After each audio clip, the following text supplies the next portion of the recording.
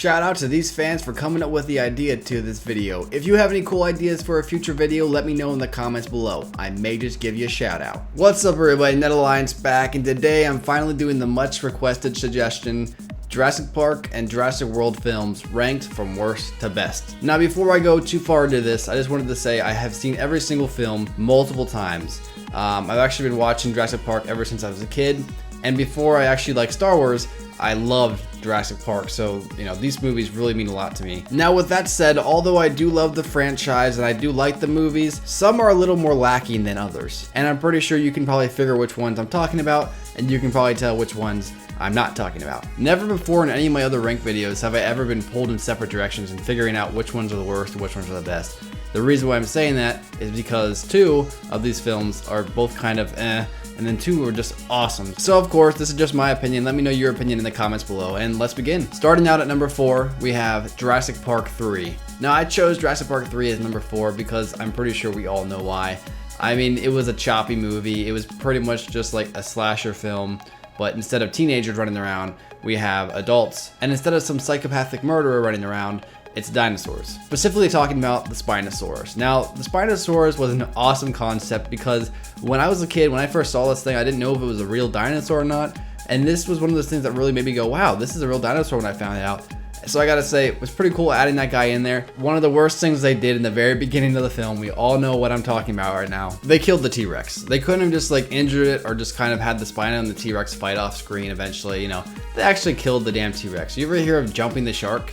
Well, the new term is killing the T-Rex. Now, I do understand why they did this. They had the big bad Spinosaurus. He was the new alpha predator. They wanted to show that the T-Rex wasn't the big man on campus anymore. And that's why they had the Spinosaurus kill a T-Rex right from the beginning, so we know what we're dealing with. There's one thing if you want to kill a T-Rex, but it's the whole fact of the matter that it happened right in the beginning of the actual movie. It just leaves a bad taste in your mouth for the rest of the movie. Now, of course, when we have the raptors and whatever. Now, the raptors were pretty interesting. I don't know why they had the little chicken feathers on their heads, but whatever. Of course, arguably the best part of the entire film, having Dr. Alan Grant back again. I love that guy. The guy's name is actually Sam Neill, but I prefer to call him Alan Grant because I've always known him as that ever since I was a kid. When me and my friends would be outside, like pretending like we were in Jurassic Park, like running away from dinosaurs and stuff, I always played as Alan Grant. That's just how things worked. One of the things that always bothered me about the film was the fact that like Billy died. You know what I mean? Now don't get me wrong, I actually liked Billy back when I was a kid, but he died. He should not have lived. Now I heard behind the scenes that the actor complained that he actually died, so then the director actually rewrote the script so he lives, and it just doesn't add up very well in the end.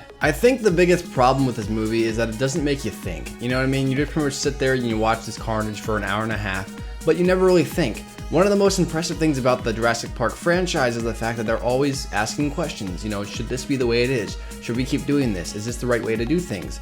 And when it comes down to it, this movie never asks that question. It just says, oh, these people are now in a dinosaur world. Now they're getting attacked by dinosaurs. Oh, they're saved. There was no questions being asked, like specifically in Jurassic Park 1. People were so happy with the fact that they could make dinosaurs, they never stopped to think, should they make dinosaurs again? Is there a reason that they're extinct?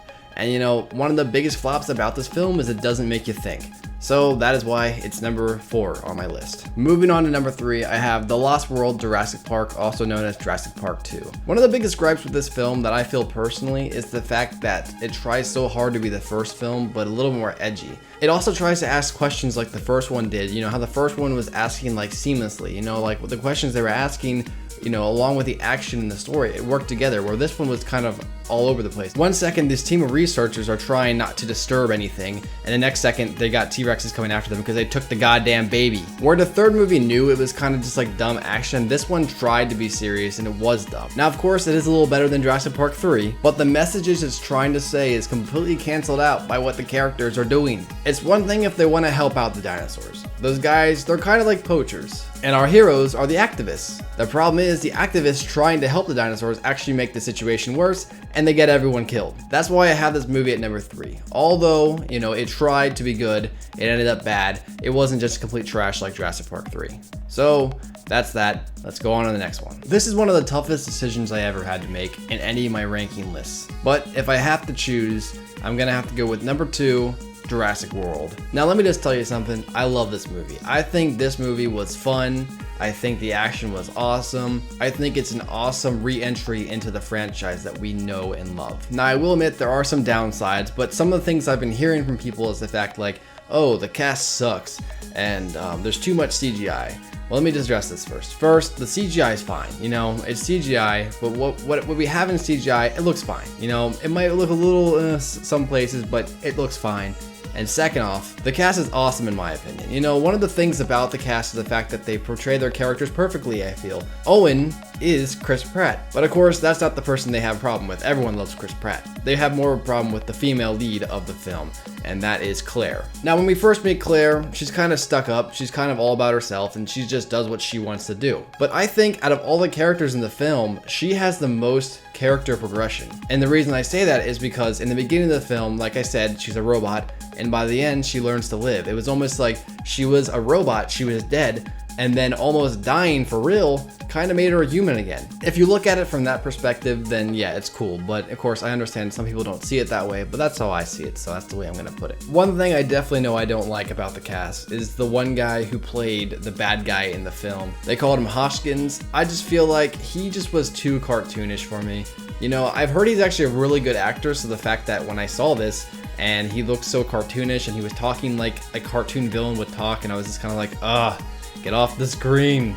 And then when he got eaten by Delta in the end, I was like, get him, get him. Though the human villain was a little lacking, I feel the dinosaur villain, the Indominus Rex, was just awesome. Now, some like to call it the Plotosaurus Rex due to the fact that it always gets more powers whenever the plot calls for it. Which may be true, but I still like it anyways. And of course, how could we forget the epic fight between the T-Rex and Blue and Indominus Rex. This fight scene alone makes the movie. It is the perfect example of nature versus nurture, if you think about it. On one side, we have a T-Rex and a raptor, and then on the other side, we have this abomination of a T-Rex and raptor, and a lot of other stuff, but that stuff doesn't matter right now. It's mostly just a T-Rex and raptor fusion. And they go at it, and the T-Rex and raptor come out on top. Now, of course, the mosasaur did help, but I'd say T-Rex and Blue had him on the ropes. Of course, my opinion might be different from yours. I know some people who absolutely love Jurassic World. I know people who definitely just hate it. But for me, I chose Jurassic World as number 2 on my list. But it was very close. And of course, at number 1, we have Jurassic Park. This movie is a legendary movie. Directed by Steven Spielberg, it's awesome. It has awesome CGI. You know, some of the CGI still holds up. Of course, the Brontosaurus in the beginning isn't quite as good, but